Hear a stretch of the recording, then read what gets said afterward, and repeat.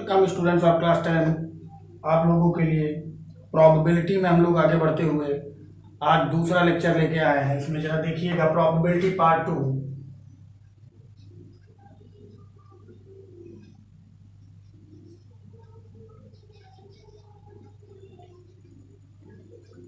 Probability के part 2 में क्या होगा, आप लोग ध्यान से समझेंगे थोड़ा सा। प्रोबेबिलिटी के पार्ट 2 में हम लोग एक्सपेरिमेंट के बारे में पढ़ने जा रहे हैं।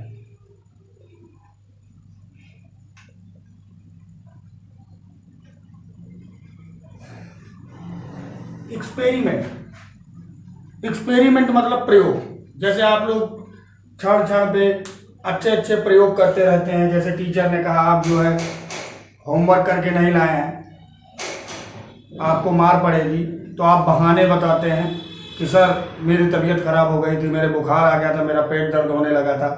तो ये प्रयोग आप सफल करने के लिए आगे बढ़ते हो। और टीचर अगर मान लेता है कि हाँ भैया तुम्हारा सच में पेट दर्द कर रहा था, बुखार था, तो आप लोग क्या करते हो कि भाई बाद में जश्न मनाते हो कि हाँ भाई देखो टीचर ने मेरी बात मान ली, मेरा प्रयोग सफल हो गया। ठीक, तो ये सब प्रयोग होते हैं रैंडम एक्सपेरिमेंट के अंतर्गत। रैंडम एक्सपेरिमेंट क्या होता है? एक्सपेरिमेंट दो तरीके के होते हैं। नंबर 1,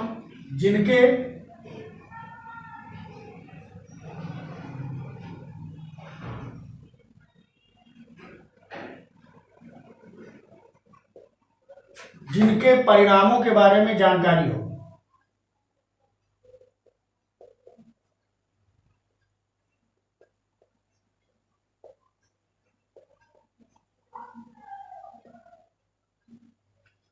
ठीक, और दूसरा हुज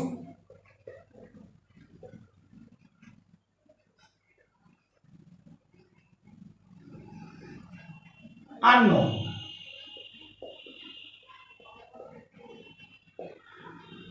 जिनके परिणामों के बारे में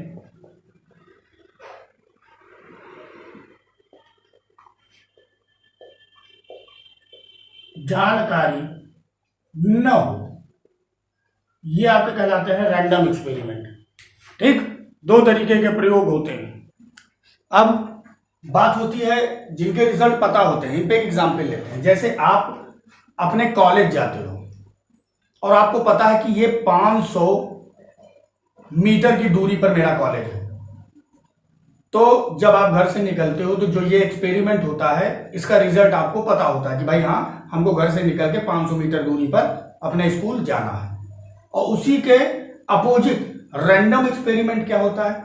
जैसे आप एक सिक्के को उछालते हो, याद करो घर में जो है आप लोग बहुत हेड और टेल वाली प्रोसेस करते होंगे, बहुत सी खोज करते होंगे। दो लोग आपस में सिक्का उछाल उछाल के कहते होंगे चलो आओ चलो देखते हैं कौन जीतता है कौन हारता है ना। तो उसके लिए आप लोग करते होंगे हेड और टेल उछालते होंगे। तो जब सिक्का उछालते होंगे तो आपको पता थोड़ा होता है कि हेड ही ऊपर आ जाएगा, टेल ही ऊपर आ जाएगा। नहीं, इस रिजल्ट के बारे में आपको पता नहीं होता है। इसे को कहते हैं रैंडम एक्सपेरिमेंट। ठीक, क्या पता आप हेड कहें और आ जाए टेल, क्या पता आप टेल कहें और आ जाए हेड। ठीक, क्या पता आप हेड कहें और हेड ही आ जाए। ठीक, तो ये सब पॉसिबिलिटीज हैं।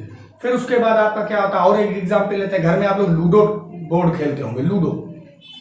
लूडो में क्या होता है, जैसे आप पासे को उछालते हैं। आजकल तो महाभारत का ट्रेंड है, आप लोग देखते होंगे शकुनी कैसा पासा उछालता था द्वैत क्रीड़ा भवन में, है ना। तो उसी तरीके से आप लोगों को भी देखे होंगे, वो जब कहता है मामा मुझको 5 चाहिए तो 5 नहीं आता है, और कभी कभी 5 आ जाता था। तो ये सब चीजें उसके रैंडम एक्सपेरिमेंट के तहत आते थे। ठीक है, तो आप भी जैसे पासा खेलते हो तो आपको 6 चाहिए होता है तो आप पासा फेंकते हो। जरूरी नहीं होता कि 6 ही आ जाता है, कभी कभी 1 आ जाता है, 2 आता है, या 6 के अतिरिक्त कोई नंबर आ जाता है। तो वो आप लोगों का कहलाता है रैंडम एक्सपेरिमेंट के तहत, क्योंकि आपको उसका रिजल्ट पता नहीं होता है। ठीक है, तो ये बात हुई रैंडम एक्सपेरिमेंट। और जो ऐसे एक्सपेरिमेंट जिनके रिजल्ट के बारे में हमको पता होता है वो रैंडम एक्सपेरिमेंट कहलाते नहीं है।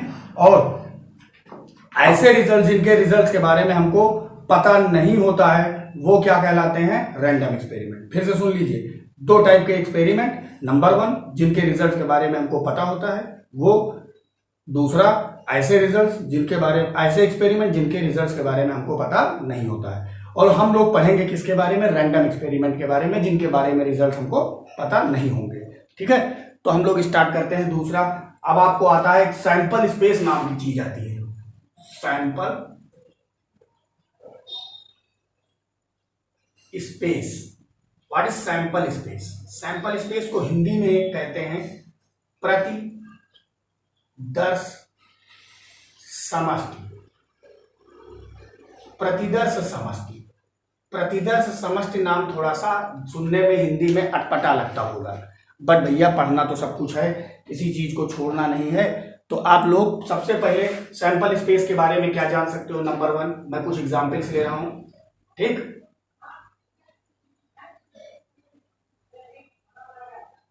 टॉसिंग अ कॉइन। अगर आप एक सिक्के को उछालते हैं, क्लियर, एक सिक्के को उछालते हैं, तो अगर इस घटना को मैं एस से रिप्रेजेंट करूं तो आप हमको बता सकते हैं कि क्या सिक्के के उछालने के बाद जब सिक्का जमीन पर गिरेगा तो आपको क्या क्या दिखाई पड़ेगा? टोटल चीज बताना, टोटल क्या दिख सकता है? ऑब्वियसली आप लोग बोलोगे कि सर मुझको हेड दिख सकता है या तो टेल दिख सकता है, इसके अतिरिक्त और कुछ नहीं दिख सकता है। तो एक घटना सिक्के को उछालने के लिए जो प्रतिदर्श समष्टि हमको प्राप्त होंगे वो होंगे हेड या टेल। ठीक है स्टूडेंट्स, और अगर इनके हम एक बात में और पूछें कि एनएस यानी नंबर ऑफ सैंपल स्पेसेस कितने होंगे, ठीक, प्रतिदर्श समष्टियों की कुल संख्या कितनी होगी, तो इस सेट में कितने एलिमेंट हैं? 2। तो तुरंत आप बोलोगे कि सर 2 सैंपल स्पेस बनेंगे। ठीक है, दूसरा एग्जाम्पल लेते हैं, थ्रो ऑफ अ डाई। एक डाइस को आप थ्रो करते हैं तो सैंपल स्पेस आपको क्या मिलता है? 1 मिल सकता है, 2 मिल सकता है, 3 मिल सकता है, 4 मिल सकता है, 5 मिल सकता है, 6 मिल सकता है। यही नंबर ऊपर आ सकते हैं गिरने के बाद पासे के, है ना? ठीक है स्टूडेंट्स, तो वो नंबर्स जो आपके सामने आ सकते हैं वो क्या हो सकती, उनकी संख्या कितनी हो सकती है? NS = 6। तो भैया ये सब होते हैं सैंपल स्पेस, इनका बहुत ही महत्व है, आप ध्यान रखिएगा, बहुत इंपॉर्टेंट चीज है सैंपल स्पेस के बारे में। आई होप आपको समझ में आ गया होगा। ठीक है, आगे हम लोग बढ़ते हैं, नेक्स्ट चीज हम लोग पढ़ते हैं, इवेंट के बारे में जानते हैं। इवेंट बहुत बढ़िया चीज है, इवेंट घटना। इवेंट क्या होती है? घटना। ठीक, घटना के बारे में हम लोग पढ़ेंगे। डिफिनीशन इसकी हम बता रहे हैं आपको, the subset of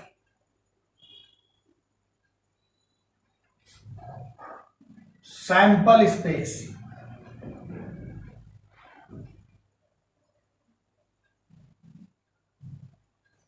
is called event.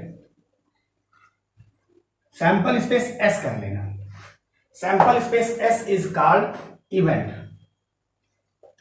मतलब सैंपल स्पेस ये सबसेट क्या आया? सबसेट के बारे में आप फर्स्ट ईयर में पढ़ोगे, लेकिन मैं आपको इंट्रोड्यूस करा दे रहा हूं, थोड़ा सा बात को समझ लेना। जैसे एग्जाम्पल मैं लेता हूं,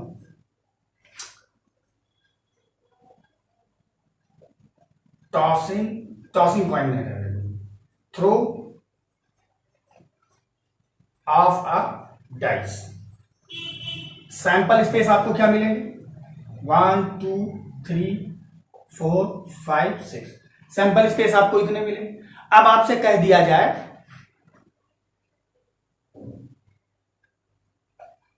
event of getting an even number. Even number मतलब आपको अगर एक डाइस फेंका जाएगा, पासा फेंका जाएगा, तो आपको क्या चाहिए? एक इवन नंबर चाहिए। इवन नंबर आना इस डाइस के लिए, देखो ई बराबर इवेंट को हम ई से रिप्रेजेंट करेंगे। ई = क्या आ सकता है? इवन नंबर कौन कौन से होंगे? 2 4 6। ठीक, तो एक बात समझ लीजिए, अगर एस के सारे एलिमेंट, ठीक, एस के सारे एलिमेंट इसमें हैं, ठीक, एस के सारे एलिमेंट इसमें हैं अगर, ठीक, इस सेट में एस के सारे, इस सेट में एस के सारे एलिमेंट हैं, जरूरी नहीं है कि सारे एलिमेंट हों ही, ठीक, इसके सारे एलिमेंट इस सेट में हैं। देखिए इज सबसेट ऑफ एस, देख लीजिए ध्यान से, ई के सारे एलिमेंट एस में हैं, 2 इसमें है, 4 इसमें है, 6 इसमें है, तो ई को एस का सबसेट कहते हैं, यानी उप समुच्चय कहते हैं, ध्यान रखिएगा। तो जो ये सबसेट बनाता है, जो ये सबसेट होता है ई, यही इस सैंपल स्पेस के लिए इवेंट कहलाता है, इवेंट, ध्यान रखिएगा, सैंपल स्पेस एस के लिए ये ई इवेंट कहलाता है। समझने वाली बात है, हाई ऊपर तक की बात मैं बता दे रहा हूं ताकि आपको फ्यूचर में जब फर्स्ट ईयर में पहुंचे तब भी आपको ये बात क्लियर रहे, ठीक है। तो ये होता है इवेंट, किसी कोई घटना का इवेंट। अब हम लोग आगे बढ़ेंगे, आगे है आप लोगों के लिए इवेंट के एक टाइप को पढ़ रहे हैं, सिंपल इवेंट,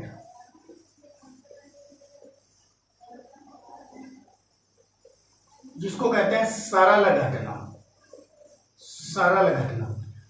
अब बच्चों सरल घटना क्या होती है?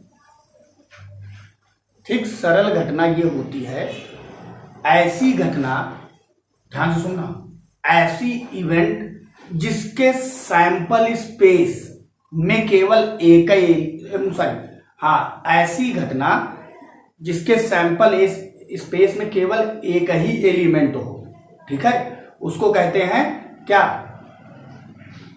सरल घटना। ध्यान रखिएगा, जैसे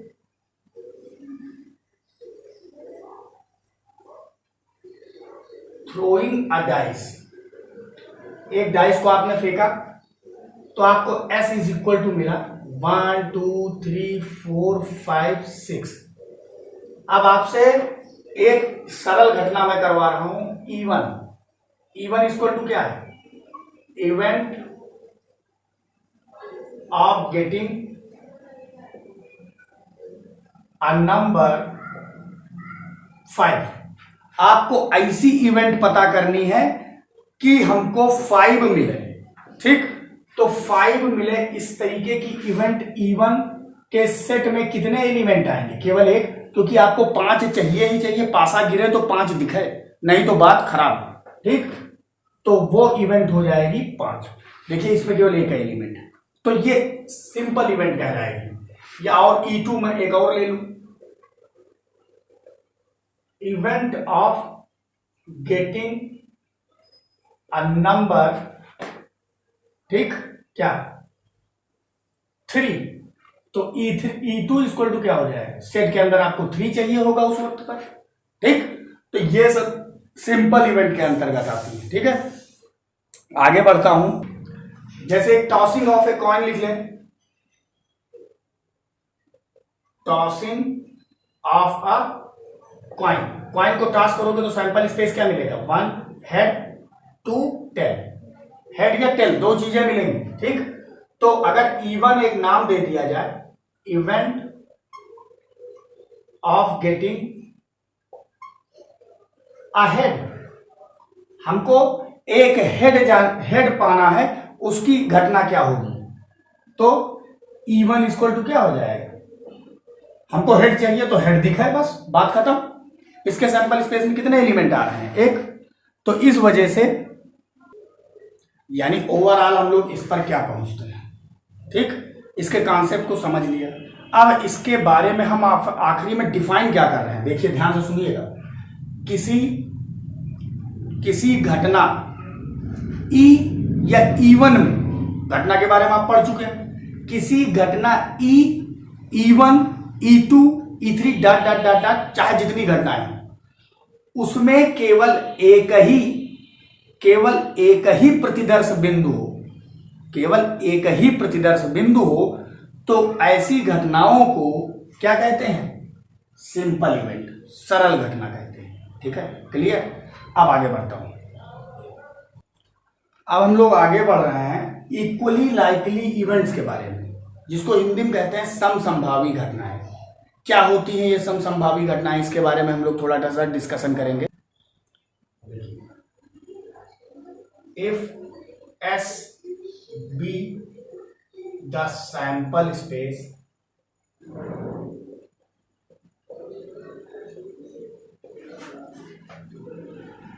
या if E1, E2, E3, dot dot dot are the events related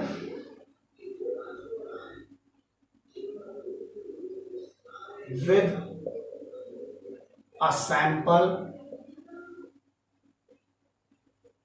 space S।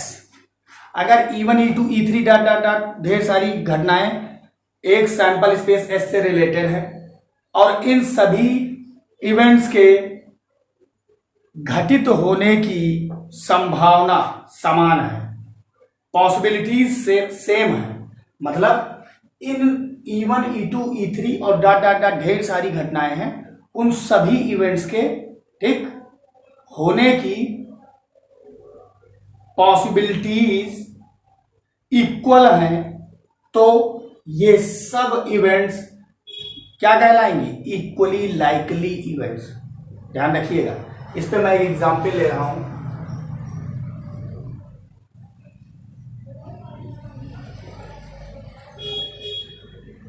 Throwing a dice.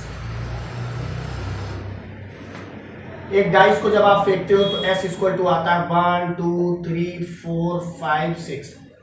अब आपको E1, E2, E3 dot dot dot event of getting a number 1, event of getting a number 2, event of getting a number 3, ये सब क्या होंगी? इनकी सबकी events क्या होंगी? 1 दिखे, 2 दिखे, 3 दिखे, ठीक। और इसके इसमें कितने element? 1 1 1। N E equal to कितना है? 1। एन ई इक्वल टू कितना है? 1। इधर एन ई 3 इक्वल टू कितना है? 1। इनको सबको सही लिख लीजिए। N E1 equal to 1, N E2 equal to 1, N E3 is equal to 1। मतलब सब के सेट में कितने एलिमेंट हैं? सिर्फ एक एक एलिमेंट है, और इनके होने की, इन इवेंट्स के होने की पॉसिबिलिटीज सब क्या रहेंगी? सेम रहेंगे, सेम आने वाली है। तो आप क्या कहेंगे कि ये इवेंट्स क्या है? समसंभावी हैं, यानी इक्वली लाइकली इवेंट्स हैं, ठीक। इसके आगे हम लोग बढ़ते हैं थोड़ा सा। अब आपको प्रोबेबिलिटी के बारे में जानना है। जैसे देखिए कि भाई हमने 1 कह दिया, अब आपको इनके होने की पॉसिबिलिटी यानी प्रोबेबिलिटी निकालनी है, तो कैसे निकालेंगे? देखिए ध्यान से देखेंगे आप लोग। जैसे आप लोगों ने 9th में पढ़ा था formula, probability of an event. किसी इवेंट की प्रोबेबिलिटी क्या होती थी? Number of favourable cases upon total number of cases. मतलब घटना के अनुकूल स्थितियां अपान कुल स्थितियां, ये भी लिख लीजिए हिंदी में। किसी घटना के घटित होने की प्रायिकता बराबर अनुकूल स्थितियां बटे कुल स्थितियां, ठीक। ये मैंने लिख दिया इसलिए क्योंकि हाई स्कूल का मामला है, बच्चे थोड़ा सा हिंदी में भी देख लें, उनको प्रॉब्लम आ सकती है। प्रोबेबिलिटी में थ्योरी भी है थोड़ी सी, इसलिए थोड़ा सा आप लोग इसको भी देख लें। तो ये फार्मूला होता है, ठीक। अगर मैं इस फार्मूले के अकॉर्डिंग चलता हूं तो यहां पर देखिए NS कुल स्थितियां, इस घटना की कुल स्थितियां कितनी है, 6, देख लीजिए, ठीक। अगर मैं यहां से ध्यान से देखिएगा PE1 निकालता हूं, PE1 बराबर अनुकूल स्थितियां क्या है, अनुकूल स्थितियां क्या है 1, ये E1 जो NE1 निकलता है यही अनुकूल स्थिति होती है 1, और कुल स्थितियां NS होता है 6। PE2 निकाल के देख लीजिए, PE2 कितना हो जाएगा, अनुकूल स्थितियां इसकी कितनी है 1, और कुल स्थितियां कितनी है 6। PE3 निकाल लीजिए, अनुकूल स्थितियां कितनी है 1, कुल स्थितियां कितनी है 6। देखिए सबके घटित होने की प्रायिकताएं क्या है, समान है, इसलिए ये क्या है, समसंभावी घटनाएं हैं, सॉरी हाँ इक्वली लाइकली इवेंट्स हैं, ठीक। तो ये चीजों को आप लोग ध्यान रखेंगे, इसको आपको बिल्कुल एकदम अपने दिमाग में बैठा लेना है कि हमको ये बातें भूलनी नहीं है। और प्रायिकता की यही परिभाषा होती है, यही डिफिनीशन होती है, आपको ध्यान रखना है। और उससे रिलेटेड मैं कुछ बातें आप लोगों को बताए दे रहा हूं, ध्यान से सुनिएगा, कुछ नोट पॉइंट है। देखिए स्टूडेंट्स, तो ये है एक केस, ये एक नोट पॉइंट है, ध्यान से समझिएगा इसको। ये एक डिफिनीशन है प्रोबेबिलिटी की, कि प्रोबेबिलिटी कहां तक टेंड करेगी। देखिए किसी घटना के घटित होने की प्रायिकता, प्रोबेबिलिटी ऑफ अ इवेंट की वैल्यू हमेशा 1 से कम या 1, सुन लीजिए, 1 से कम या 1 हो सकती है, ठीक। 0 या 0 से अधिक हो सकती है, ठीक। यानी अगर एक मैं नंबर लाइन पे आपको शो करूं तो ध्यान से सुनिएगा, ये 0 है और ये 1 है, इसके बीच का कोई भी मान, इसके बीच की कोई भी वैल्यू हो सकती है किसी घटना के घटित होने की प्रायिकता, और ये भी हो सकती है और ये भी हो सकती है। इतनी बात को आप ध्यान रखना है बस, और कुछ नहीं, बस, ठीक। तो किसी घटना के घटित होने की प्रायिकता मैक्सिमम कितनी हो सकती है और मिनिमम क्या हो सकती है, ये आपके लिए यही चीज है, ठीक। मैक्सिमम 1, मिनिमम 0, ठीक। इसी के साथ एक और इवेंट्स आती है जिसको कहते हैं इम्पॉसिबल इवेंट।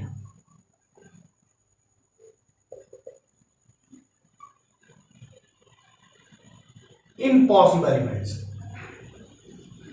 इम्पॉसिबल इवेंट क्या होती है, ऐसी घटना जिसके घटित होने की प्रायिकता 0 हो, उसे असंभव घटना कहते हैं, इम्पॉसिबल इवेंट कहते हैं। अगर ई कोई इवेंट है, if E be any event, ठीक, then this event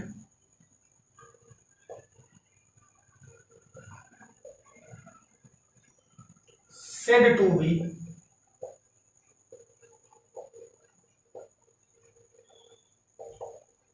impossible event if PE की वैल्यू हो जाए 0।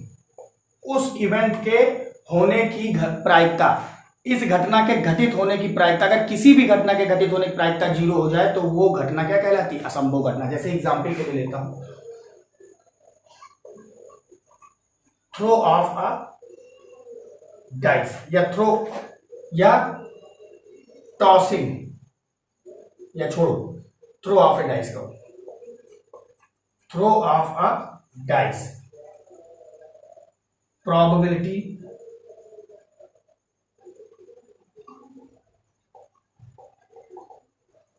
ऑफ गेटिंग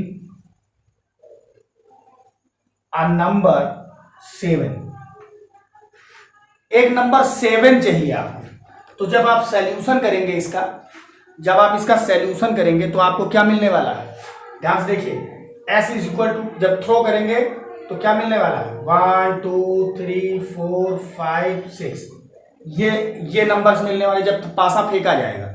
फिर उसके बाद 7,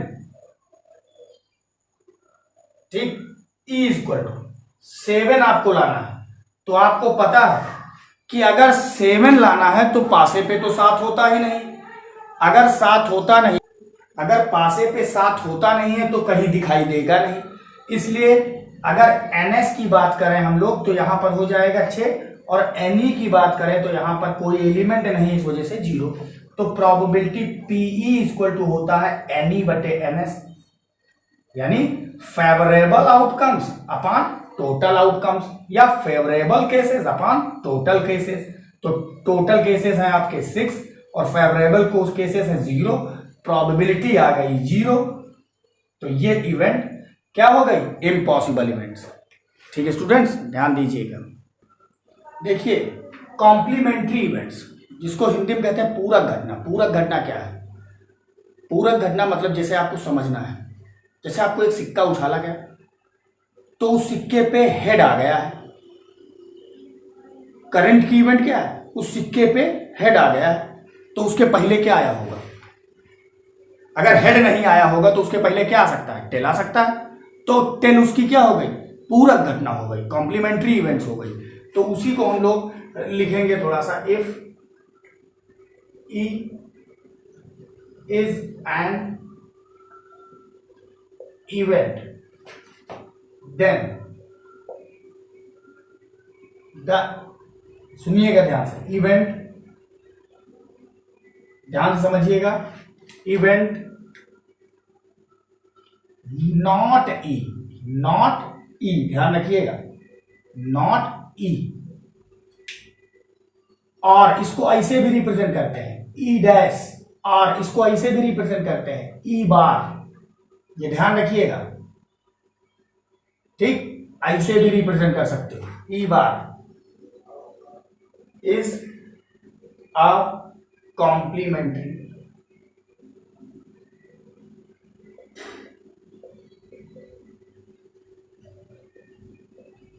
इवेंट ऑफ ई। ये ई डैश या ई बार या ई नॉट क्या होंगी, कॉम्प्लीमेंट्री इवेंट्स होंगी, किसकी, ई की। ठीक, ठीक है। और ध्यान से सुनिएगा, नोट पॉइंट है एक, अगर किसी घटना के घटित होने की प्रायिकता पीई है, ठीक, ये नहीं घटित होने की प्रायिकता होती है, प्लस पीई बार ना घटित होने की प्रायिकता, ये इनका योगफल हमेशा 1 आता है। कैसे आता है, एग्जाम्पल के लिए चेक करते हैं। एग्जाम्पल लेते हैं,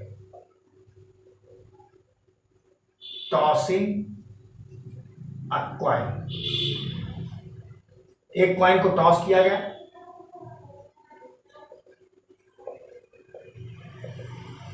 probability of getting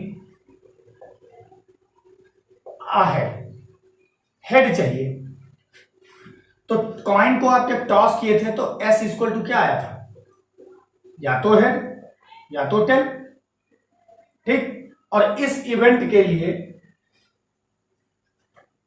E is equal to क्या हो जाएगा, आपको हेड चाहिए तो हेड दिखा है, तो एन ई इक्वल टू कितना हो जाएगा 1, और इधर एन एस इक्वल टू कितना हो जाएगा 2। तो required probability P E equal to N E upon N S. तो P E equal to N E की वैल्यू कितनी है 1 अपॉन एन एस की वैल्यू 2। अब आपसे कहा जा रहा है कि प्रोबेबिलिटी हेड ना आने की प्रोबेबिलिटी निकालिए। ये पहली बात ध्यान रखिए, कोई इवेंट हुई है, उसके ना होने की प्रोबेबिलिटी निकाल के जोड़ा जाए तो देखा जाए 1 आता है कि नहीं आता है, देखिए जरा। ठीक, प्रोबेबिलिटी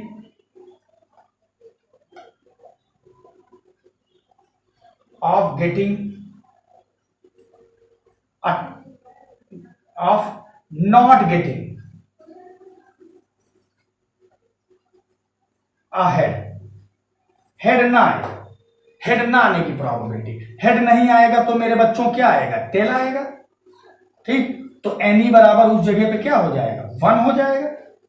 तो पीई इक्वल टू उस रिक्वायर्ड प्रोबेबिलिटी क्या हो जाएगी,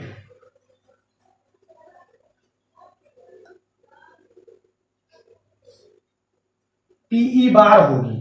क्यों, क्योंकि इस इवेंट को हम फेल कर रहे हैं।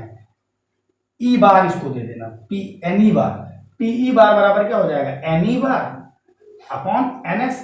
एन ई की वैल्यू कितनी हो जाएगी 1/6, 1/6 का मतलब है। अब आप क्या करिए, दोनों को जोड़िए,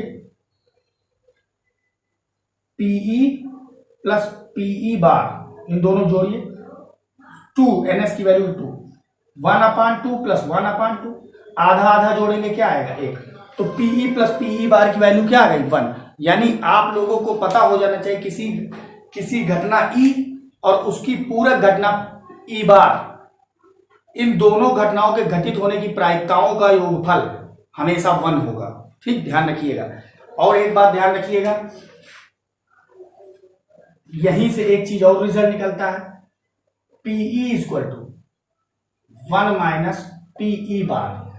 अगर किसी घटना के घटित होने की प्रायिकता आपको न घटित होने की प्रायिकता पता है तो उस घटना के घटित होने की प्रायिकता निकालनी है तो 1 में से घटा दोगे, या किसी घटना के घटित होने की प्रायिकता आपको पता है, उस घटना के न घटित होने की प्रायिकता आपको निकालनी है, तब भी आप 1 से घटा दोगे तो उसकी प्रायिकता आपको मिल जाएगी।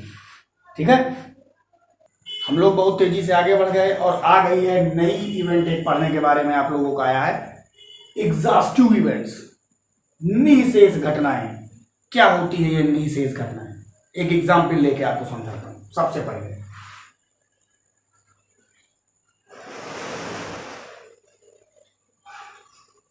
थ्रोइंग अ डाइस, ठीक, S इज इक्वल टू आपको पता है 1 2 3 4 5 6, ठीक।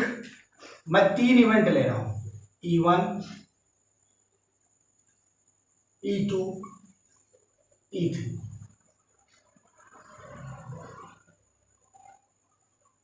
इवेंट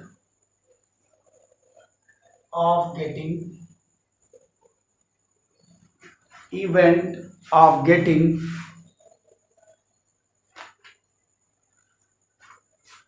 a number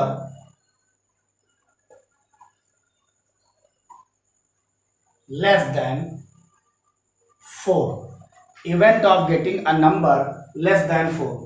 तो E1 के सेट में कौन कौन से एलिमेंट होंगे? 4 से छोटे, 3 2 1 होंगे कि नहीं होंगे? ठीक, event of getting a number greater than 2 and less than 5। ऐसा आपको नंबर बताना है जो 2 से बड़ा हो और 5 से छोटा हो। तो E2 के सेट में कौन कौन से एलिमेंट? 2 से बड़ा 3, 5 से छोटा 4, 5 नहीं आएगा, 5 से छोटा और 2 से बड़ा 3 और 4। Event of getting a number greater than 4 से बड़ा एक नंबर आपको मिल जाए। तो E3 में कौन कौन से? 4 से बड़ा 5 और 6। भैया ये तीन जो है 3 इवेंट्स हैं। अगर अब आपको एग्जॉस्टिव इवेंट के बारे में कायदे से समझना है तो मेरी बात को समझना होगा, ध्यान से सुनिएगा। E1 union E2 union E3 is equal to S आ जाए फॉर दिस एग्जाम्पल। इस एग्जाम्पल के लिए अगर इन तीनों का यूनियन S आ जाए, S क्या? ये, तो क्या हो जाएगा? एग्जॉस्टिव इवेंट हो जाएंगी। कौन सी? ये तीनों एग्जॉस्टिव इवेंट्स हो जाएंगे। कैसे? देखिए, E1, अब जरा मैं निकाल रहा हूं, E1 union E2 union E3। आपको यूनियन निकालना मैं सिखाई दे रहा हूं आज, ये फर्स्ट ईयर में यूज होगा, इससे पहले अभी ही सीख लीजिए। 1 2 3 यूनियन 3 4 यूनियन 5 6। जरा देखिए, यूनियन का मतलब होता है हर एलिमेंट को लेना है आपको, किसी को छोड़ना नहीं है और एक ही बार लेना है। ध्यान रखिएगा, जैसे 1 ले लिया, अब 1 किसी में नहीं, 1 लोगे, छोड़ोगे नहीं। 2 ले लिया 2, 3 ले लिया 3 यहां था, अब 3 नहीं लिखना है। अगला एलिमेंट लिखिए 4 लिख लिया। अब अगला एलिमेंट क्या है? इसमें 5 यहां था, इन दोनों में नहीं था, 5 भी लिख लीजिए। फिर क्या बच रहा है? 6। टोटल सारे एलिमेंट एक बार लिख गए। इन तीनों सेट के सारे एलिमेंट एक एक बार लिख गए कि नहीं लिख गए, लिख गए। यानी ये होता है union, E1 union E2 union E3। अब जरा देखिए E1 union E2 union E3, क्या ये S नहीं है? जल्दी बोल दीजिए, देखिए ऊपर ये S ही तो है। तो ये तीनों इवेंट, ठीक, प्रतिदर्श समष्टि S से रिलेटेड एक, ये तीनों इवेंट प्रतिदर्श समष्टि S से रिलेटेड निःशेष यानी एग्जॉस्टिव इवेंट्स हैं, ठीक है। तो एक्सरसाइज स्टार्ट होनी है अब आप लोगों की। अब इस नेक्स्ट लेक्चर में एक्सरसाइज को मैं आपको कराऊंगा, एक्सरसाइज प्रोबेबिलिटी की। एक ही एक्सरसाइज है, उसी एक्सरसाइज में आपका चैप्टर ये एंड हो जाएगा। तो सबसे पहले आप लोग इस लेक्चर को कायदे से समझिए, एक एक बात को उठा के समझ के आप अपने आप को तैयार कर लीजिए। मिलते हैं नेक्स्ट लेक्चर में। Thank you very much.